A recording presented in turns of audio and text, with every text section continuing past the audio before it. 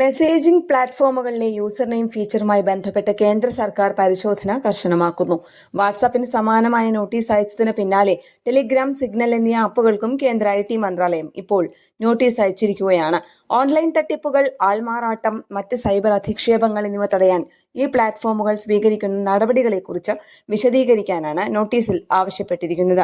ഈ user name feature തുടർന്നും ഉപയോഗിക്കാൻ അനുവദിക്കുന്നതിന് കാരണം വ്യക്തമാക്കാൻ ടെലിഗ്രാമിനോട് സർക്കാർ പ്രത്യേകം ആവശ്യപ്പെട്ടിട്ടുണ്ട്. ഫോൺ നമ്പറുകൾക്ക് പകരം യൂസർ നെയിമുകൾ ഉപയോഗിക്കുന്നത് സെലിബ്രിറ്റികൾ, പ്രമുഖ വ്യക്തികൾ, സർക്കാർ ഉദ്യോഗസ്ഥർ എന്നിവരുടെ പേരിൽ വ്യാജ അക്കൗണ്ടുകൾ ഉണ്ടാക്കി ആൾമാറാട്ടം നടത്താൻ തട്ടിപ്പുകാരെ സഹായിക്കുമെന്നാണ് സർക്കാരിന്റെ പ്രധാന ആശങ്ക.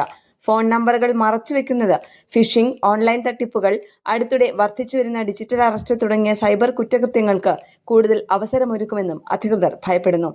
ഇന്ത്യയിൽ യൂസർ നെയിം ഫീച്ചർ അവതരിപ്പിക്കുന്നത് താൽക്കാലികമായി നിർത്തിവെക്കാൻ വാട്സാപ്പിന്റെ മാതൃകമ്പനിയായ മെറ്റയോട് സർക്കാർ കഴിഞ്ഞ ദിവസം ആവശ്യപ്പെട്ടിരുന്നു.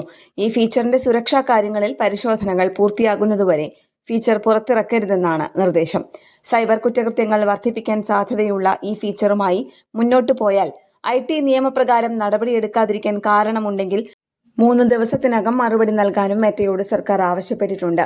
എന്നാൽ സുരക്ഷയ്ക്കായി ആവശ്യമായ മുൻകരുതലുകൾ എടുത്തിട്ടുണ്ടെന്നാണ് വാട്സാപ്പ് വ്യക്തമാക്കുന്നത്.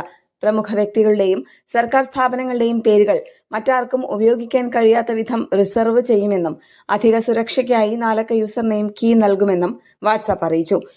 കോൺടാക്റ്റുകൾ സേവ് ചെയ്യാതെ തന്നെ ആളുകളുമായി സംസാരിക്കാൻ യൂസർ നെയിമുകൾ സഹായിക്കും. ഇന്ത്യയിൽ വാട്സാപ്പിന് 50 കോടിയിലധികം ഉപയോക്താക്കളുണ്ട്. അതേസമയം സർക്കാർ നടപടിയെ ചോദ്യം ചെയ്ത് ഇന്റർനെറ്റ് ഫ്രീഡം ഫൗണ്ടേഷൻ രംഗത്ത് എത്തിയിട്ടുണ്ട്. ഒരു ഫീച്ചർ പുറത്തിറക്കുന്നതിന് മുൻപ് തന്നെ അത് തടയാൻ സർക്കാരിന് നിയമപരമായ അധികാരമില്ലെന്നാണ് ഇവരുടെ വാദം. ന്യൂസ് ഡെസ്ക്, കേരള പ്രണാമം.